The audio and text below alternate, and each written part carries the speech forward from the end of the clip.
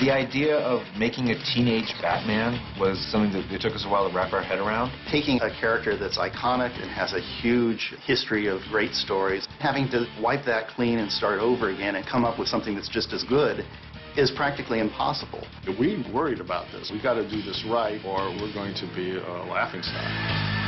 When I came up with the idea of Bruce handing the torch to the new generation and setting the show in the future, we started getting excited about it. It was amazing. If somebody had told me the idea ahead of time, I would have said, oh, that can't work, teenage Batman. But I loved it. It's not just an interpretation of something old, but a reinvention.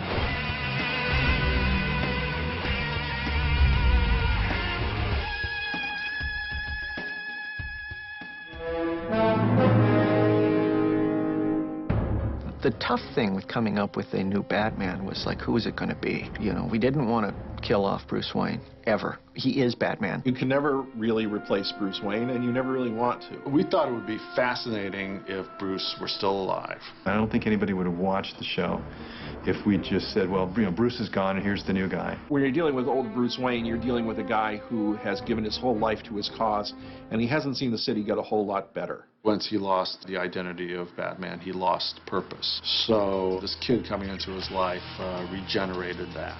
He had to teach this young upstart how to make judgments as to what is right and what is wrong. It really made sense in sort of projecting this into the future to have him turn into the mentor. That made it so that we remained connected to all of that mythology from the old Batman show.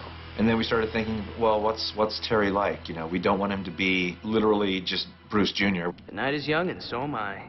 I'd think a good night's rest might be more beneficial. Like you said, who sleeps anymore? The idea was to go completely opposite from what Bruce Wayne had been. He's smart, but he doesn't apply himself. He's good looking, and he's charming, and he's funny.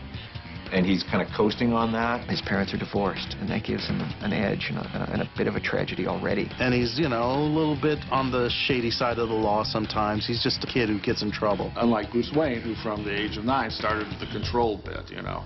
Well, as soon as his parents died, he became determined to become what he became. In contrast, you've got Terry McGinnis, who had no money, was born into no wealth whatsoever. He has 2 very middle-class type parents, and one of them gets killed, and how does that shape him into becoming Batman? He can't just be a super clean, nice kid. He's got to have something that would make him put on the suit. He would have to have an anger inside him, because Batman has an anger inside him. Where's Dad? Honey, Dad?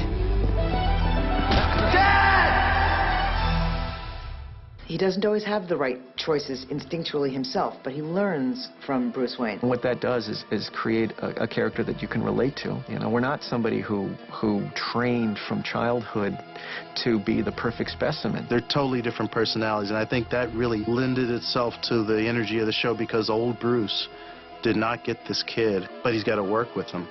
The most enjoyable part of writing for the show for me was that dynamic of the embittered old man and the kind of callow young man. Where they met in the middle. Ultimately, their goals are the same. It's just their backgrounds are so different. But that creates drama. Something happened to you, didn't it? And it wasn't just that you got old.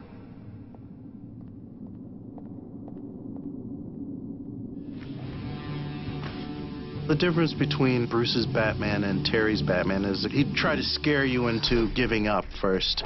And if you didn't, then he'd beat you up.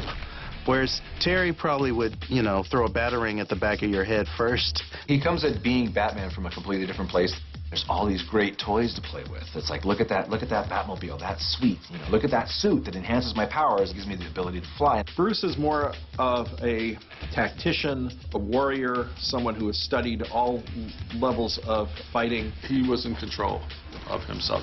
He's totally in control. Terry is a brawler. He just gets in there and he goes on instinct alone. His whole way of crime fighting is a lot more energetic and a lot more reckless. Terry is much more impulsive and will take chances that maybe Bruce thinks are foolish. They approach problems in different ways. Batman's trying to stop crime, and Terry is trying to make people's lives better. When Bruce Wayne was Batman, he didn't really have a mentor figure to guide him. Terry actually has Bruce in his head all the time. You get an interesting dynamic because you're actually able to be inside Batman's head and hear the contradictory information going on. From now on, we're handling it my way, which means taking our time and getting it right. Like a lot of kids who rebel against their parents, you know, he wants to do things his own way as well. He needs to learn. Having that voice in his head works against him because he likes to fight against it sometimes. On the other hand, Terry brings something new to the equation. He's very good with the technology, and he interacts with the suit in an almost instinctive way, whereas Bruce was not native to the digital world. So there's a lot to be learned on both sides. Bruce Wayne had to learn a lot about what this kid is dealing with and what he could demand of this kid, and vice versa. Terry had to learn where Bruce Wayne was coming from. Whereas Bruce declared war not just on the guy who killed his parents, but all of crime, Terry kind of wants to do that. But once his dad's killers are brought to justice, it's kind of like, okay, I'm kind of done. But hey, there's all this other stuff to play with. And I think gradually he's learning to be a little bit more altruistic in his motives. Sometimes I ask myself, is Batman just the suit or is he the man inside? Time to find out.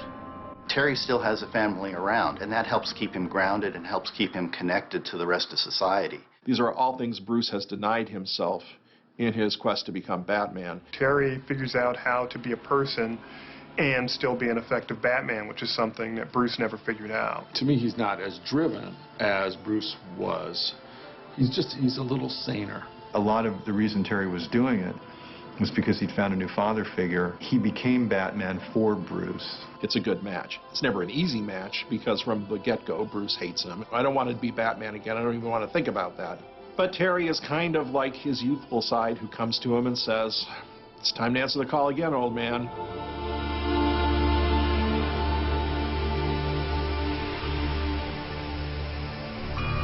Bruce, Tim, and I have worked together for a long time, and we don't have many differences. But one of the differences we have is that he had it in his head that maybe Bruce somehow should have fathered Terry McGinnis. And I never thought that. That was an idea that we had played with back at the time when we were doing Batman Beyond. What if the big shocking reveal was that Terry was Bruce Wayne's biological son through some kind of weird cloning experiment? It never really progressed beyond a few discussions we had. Finally, at the end of the Justice League, he actually figured this out, and they told that story. That's very controversial to this day. There are still people who think it's really, really cool, some people who are indifferent to it, and other people who just think it's just a travesty. I sort of came down on the side that no, they really didn't have anything to do with each other. They were linked more by temperament and by a sense of justice. I was kind of on the fence about it, actually. I was perfectly happy with him being his own person, which I still think he is. Depending on who you talk to on the old show, some of them agree with that, some of them didn't. I think it's pretty clear which side Bruce was on. We knew it would be controversial, that people would say, it makes Terry, you know, kind of a victim of fate, and that he was just Bruce Wayne Jr., which we deliberately set out not to do. Where do you think you're going? It seemed to me like it was intentional from the beginning. I always wondered why the McGinnises had a kid with black hair and blue eyes. It's almost like subliminally we were laying the seeds for what we were going to do later. Partly it is kind of fate that Terry was destined to become Batman, and it's a set of weird coincidences. But at the same time, he still is his own man. It's our way of saying that, you know, biology only goes so far. Batman's not about DNA, it's about the individual.